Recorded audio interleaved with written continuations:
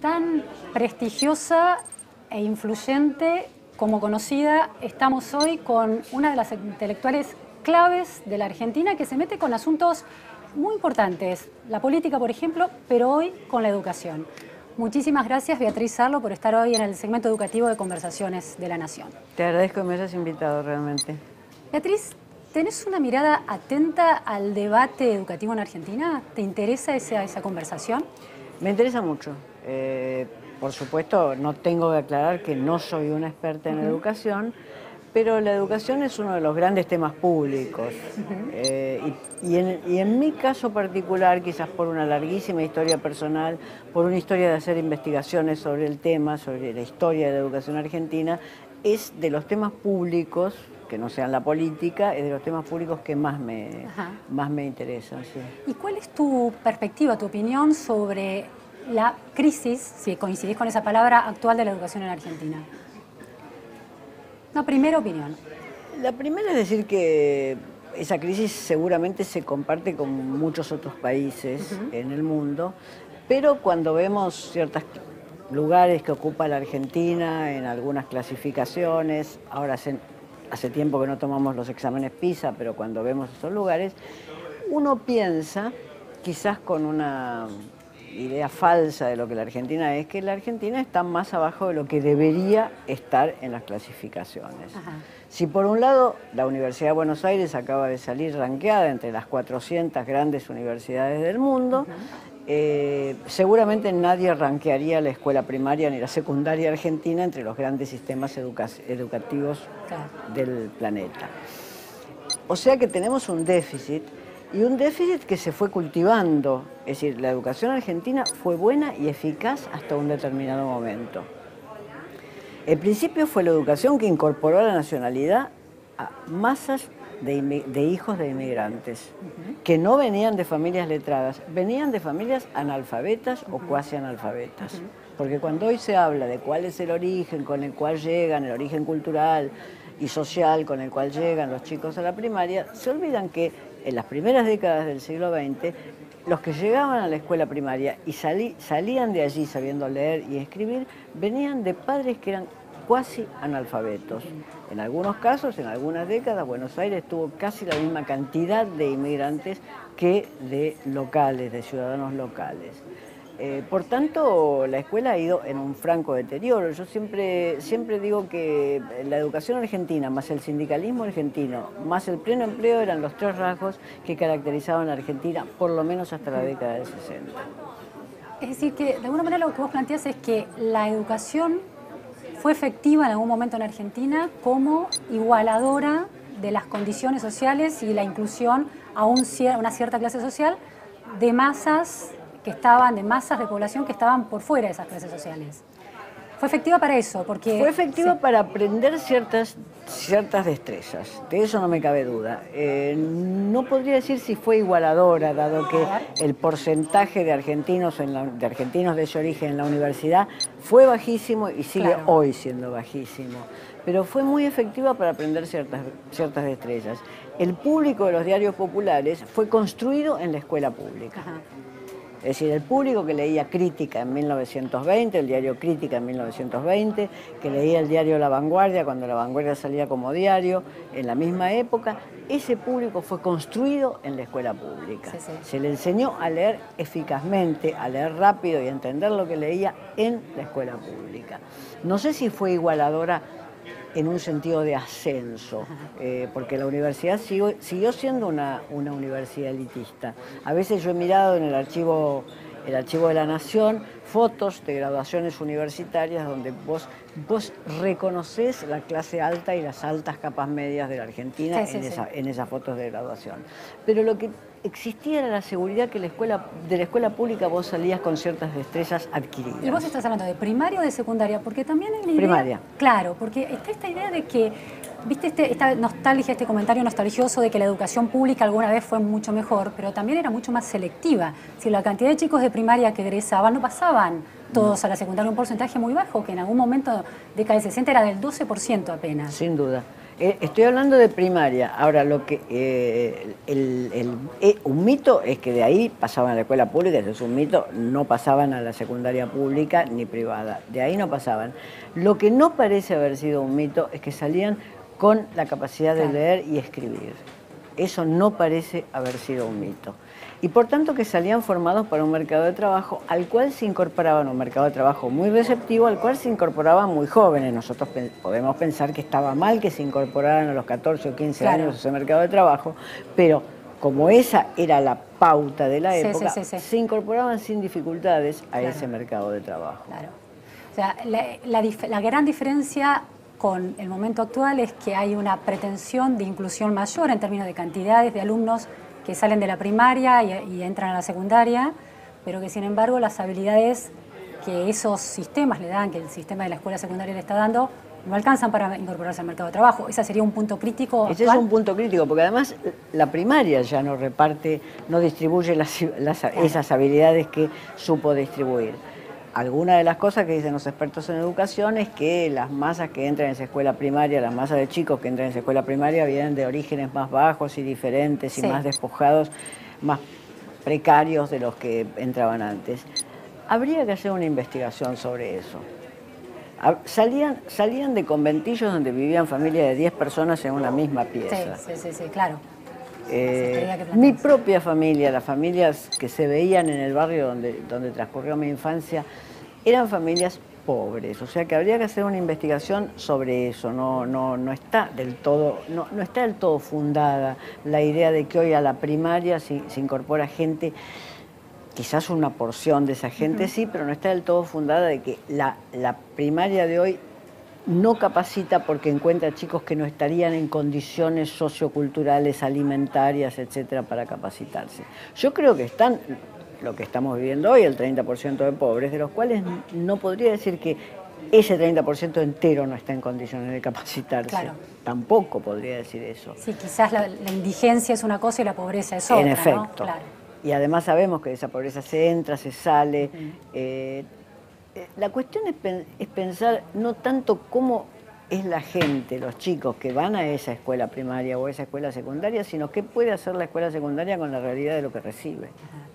Y cuáles son las filosofías pedagógicas y educativas con las cuales encara la realidad de lo que recibe. Beatriz, vos venís de un hogar donde las mujeres, tu madre, tus tías, egresaron como maestras de las escuelas normales de Argentina. Sí. ¿Cómo ves la realidad de los maestros hoy comparado con esas maestras que vos conociste en tu infancia? Eran escuelas normales incluso de 4 años, es decir, esas mujeres que salían de las escuelas normales habían hecho la escuela primaria, 1 o 2 años de algo más, creo, y después eran 4 años de escuela normal. Lo que sucede, estas mujeres, la que me preguntas, mi caso personal, eran hijas de inmigrantes, su madre era analfabeta, fueron los hijos los que les enseñaron a leer, los hijos y las hijas le enseñaron a leer a la madre. La madre había sido sirvienta y había llegado a los 15 años desde Italia a la Argentina. O sea, estoy describiendo un cuadro que no es de abundancia. Estas mujeres eran extremadamente cultas, pero la cuestión no era simplemente si eran extremadamente cultas, sino el orgullo que sentían de ser maestras. Ser maestro en ese momento era una distinción, digamos, en los barrios de las ciudades argentinas y en el campo. Ser maestro era verdaderamente ocupar un lugar distinguido.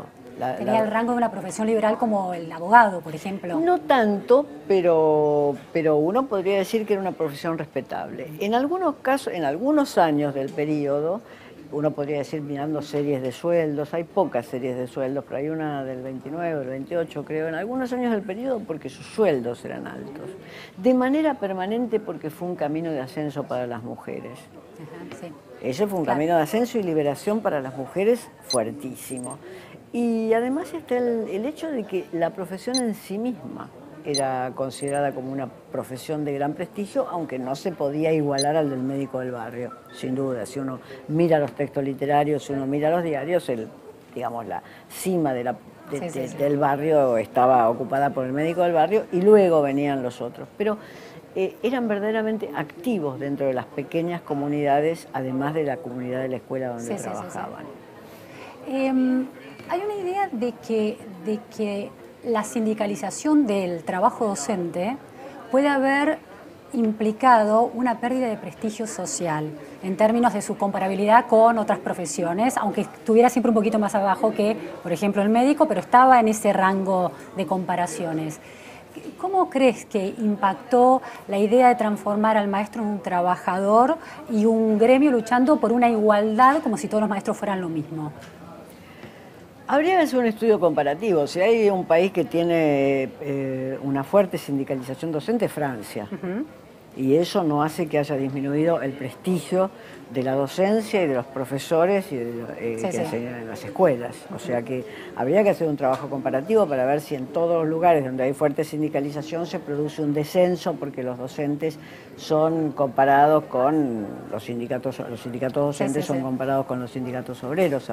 Habría que verlo eso, porque Francia vemos que una vez por año los docentes marchan. Claro, marchan una vez por año, no marchan 14, 15 o 18 veces por año, pero una vez por año marchan y es muy fuerte la presencia de los sindicatos que organizan eso. O sea que en un punto habría que hacer un trabajo comparativo.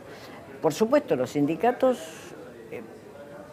están porque además de que los sindicatos están en todas partes, y es lógico, es una forma, un instrumento de defensa de los trabajadores, porque además los docentes perdieron la idea de que eran parte de un personal de estado de gran jerarquía. Claro, eso es clave, ¿no? Pero uno podría decir, preguntarse, hacer un trabajo comparativo y decir, ¿y los empleados judiciales que también están sindicalizados son peores o mejores que cuando no estaban sindicalizados? Claro. Yo no diría que son peores. Los problemas de la justicia argentina nadie evoca que son los empleados judiciales los que pueden traer problemas de la justicia argentina. O sea que el trabajo comparativo es indispensable. Sí, para no atribuirle causas a esta pérdida de prestigio que no son las que ahora, si los sindicatos se convierten en un terreno de lucha donde dirigentes que vienen del peronismo tratan de que las seccionales no caigan en manos de dirigentes que vienen del trotskismo y dirigentes que vienen del trotskismo tratan de no perder las seccionales que le ganaron a los dirigentes que vienen del peronismo, en efecto, digamos, el cruce de sindicalismo y política y bastiones que la política puede tener el sindicalismo puede alterar relaciones de fuerza dentro con los docentes. Pero para mí ahí la cuestión no está, para mí la cuestión está en la formación docente. ¿Cuál sería el problema clave de esa formación docente? El dato que es extraordinario y que vos conocés perfectamente bien. Un país para el cual la Escuela de la República, la Escuela de Jules Ferry, como es Francia, sigue siendo una especie de bastión, aunque no hayan solucionado miles de problemas con los chicos árabes, etcétera, eso sigue siendo una especie de bastión de la República, tiene 60 institutos de formación docente. La Argentina tiene 1.300. Efectivamente, 1.300 donde según noticias que te llegan del Ministerio de Educación es muy difícil intervenir, ¿no? El Estado tiene muy poco poder, muy poca autoridad para intervenir. Supongamos que esos institutos, tenemos que tener fe, digamos, que esos institutos son buenos, pero al parecer, si uno no puede hacer un control de calidad, como el Estado puede hacer sobre sus propias instituciones, es un interrogante muy fuerte. Sí, y te diré que es uno de los más delicados. Los gobiernos resisten la idea de intervenir ahí porque, bueno, el sindicalismo también está comprometido en los institutos. Bueno, está la Iglesia para empezar. La Iglesia, está la Iglesia para empezar y está el capital privado. Es decir, la mitad son privados. De esos 1.300. Es decir, se gana plata formando probablemente docentes que quizás hay que abrir la hipótesis, quizás no sean los mejores que podemos poner en nuestras escuelas. Sí, sobre todo con poblaciones que vienen poco surtidas culturalmente, ¿no? Que demandan intervenciones pedagógicas muy específicas también, ¿no? Sí, intervenciones pedagógicas y yo te diría intervenciones culturales muy fuertes, porque ahí para mí es clave en cualquier sociedad, y voy a decir algo que es evidente, en cualquier sociedad es clave la relación que se establece entre educación y cultura. ¿Cómo es esa relación? La educación es una de las máquinas que tiene una sociedad para una transmisión, discusión y cambio, si vos querés también, o conservación, si quieren otros, de una cultura. Ajá. Sí, sí. Entonces, esta relación está sostenida sobre la base del conocimiento de esa cultura. Quienes son los factores de la conservación, transformación, polémica o cambio de una cultura, tienen que ser factores de conocimiento de esa cultura. Y yo creo que se ha acentuado mucho más la dimensión pedagógica de la enseñanza en los profesorados que esa fuerte dimensión cultural. No voy a traer diálogos escuchados en medio de transporte porque parece... pero he escuchado diálogos, he escuchado diálogos que sorprenden, de gente que incluso estaba hablando comprometidamente de su escuela y con la cual yo me quedé conversando. Sorprenden por la falta de esa dimensión cultural. En efecto. Entonces, ¿qué es la educación sino eso? La posibilidad de que una cultura pueda ser discutida. Sí. Si te pones desde el ángulo más transgresor respecto a normas culturales, o la posibilidad de que una cultura pueda ser transmitida. Y esto es lecturas, esto es contenidos, conocimiento. Esto es contenidos, sin duda. Esto es contenidos. Y no solamente los contenidos que les interesan a las personas espontáneamente. Claro. Yo en mi vida he estudiado, el 90% de las cosas que he estudiado no eran cosas que me interesaban espontáneamente. Ah, mira qué interesante. ¿Te referís a tu etapa en la educación pública? O sea, mi etapa en la educación pública, mi etapa en la universidad. Es decir, vivía maldeciendo a Dios y a todos los santos del cielo, porque para conseguir ciertos objetivos universitarios tenías que pasar por otros que no te interesaban. Claro. Pero que eran una base clave para poder incorporar a los otros. Y eso no se negociaba. ¿Algo así? Me parece que no. Me parece que no solamente era una base clara, sino que era una especie de disciplina intelectual. Claro. La idea de que las ideas son parte de un mundo donde las ideas flotan, cambian, debaten unas con las otras, pero que también hay ciertas reglas de disciplina intelectual, digamos, como hay reglas de tránsito, hay reglas de disciplina intelectual. Eso incluye la forma en que uno estudia algunas cosas. Claro. Beatriz, hoy en día cuando se habla de lo que hay que aprender y de cómo motivar a los alumnos, por ejemplo en secundaria, para que sigan adelante, porque mitad de la secundaria, entre el tercer año, la deserción es enorme, se instala la idea, o casi un fetiche, de que las disciplinas duras como la programación, la matemática, van a conseguir retenerlos, motivarlos y además darles una serie de habilidades para el mundo del trabajo. Y las materias humanísticas, las que tienen que ver con la literatura, con la filosofía, con la historia, se dejan un poco de lado. Y hay sistemas que intentan encontrar una solución en la programación, como una promesa futura de algo. ¿Cómo ves eso? Bueno, en principio sabemos que en la Argentina faltan programadores, o sea que por el momento han fracasado. Ah, ok. Está bien. Digamos, sabemos, al presente, el mercado de trabajo informa permanentemente. 150.000 puestos de programadores. No hay programadores.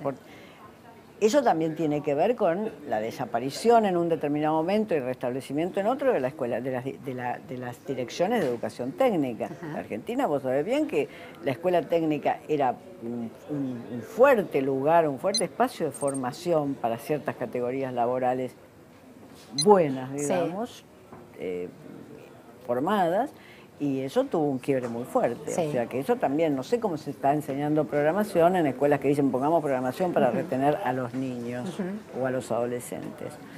Pero por otra parte, yo diría, la escuela algunos principios de realidad tendría que transmitir.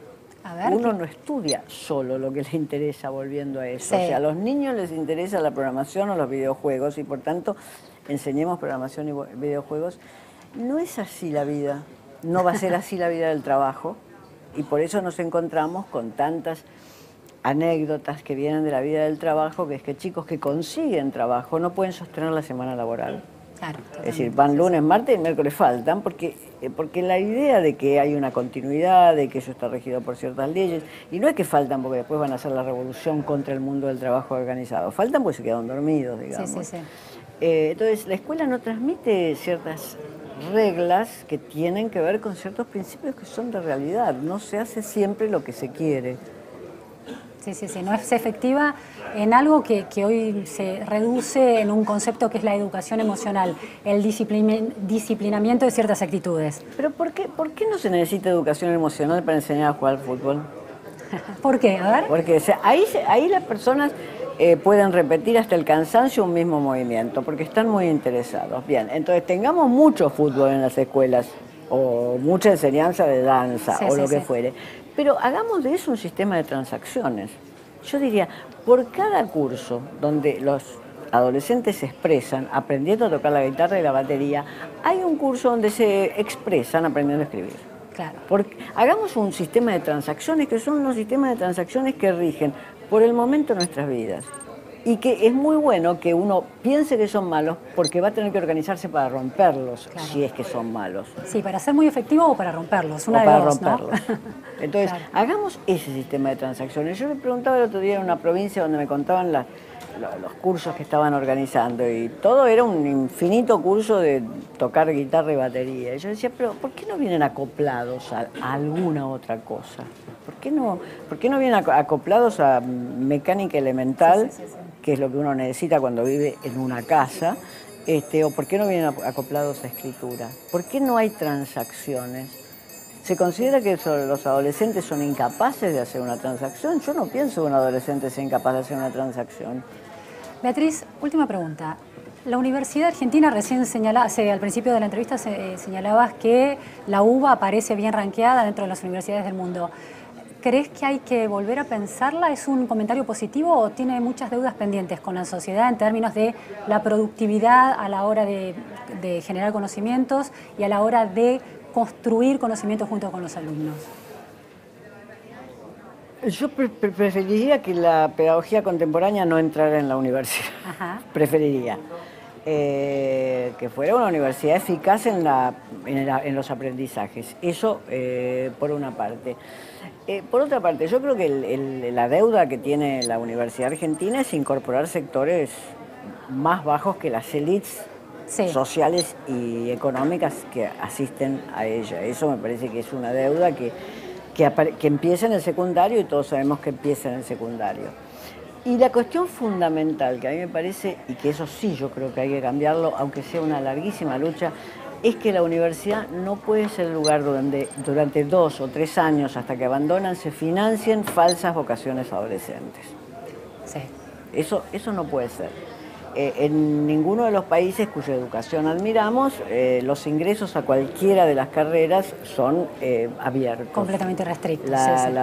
Uno mira en España las noticias, vos lo sabés perfectamente, y hay puntajes sobre los cuales se entra tal o cual otra carrera. O sea, las vocaciones adolescentes, la universidad y las escuelas que no tienen los chicos en Formosa y el Chaco no pueden ser financiadas, no pueden ser usadas para financiar vocaciones adolescentes, que uno tendría que encontrar otros métodos, desde la orientación vocacional a otras metodologías. Otras trayectorias también. Otras trayectorias. Claro. Bueno, las universidades de Gran Buenos Aires en algún momento trataron de ser otra trayectoria, es decir, la universidad donde van los chicos que por primera vez en una familia van a la universidad.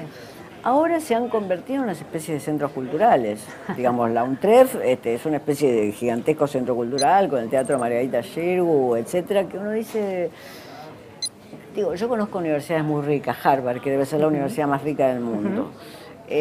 No tiene un teatro funcionando como el Margarita Xirgu. Debe ser que no se dieron cuenta los profesores y los directores de Harvard que pueden tenerlo. Es la universidad más rica del mundo. Claro. La plata la usan para dar becas a chicos de minorías para que puedan cursar en esa universidad. Claro. Así fueron los Obama, digamos, a esas universidades. Sí, la excelencia es algo irrenunciable en la universidad. Sin duda. Después Harvard tiene un magnífico museo, tiene una serie de digamos, pero y es la universidad cuyos alumnos ponen centenares de millones de dólares anualmente. Además. Pero lo usa para otra cosa.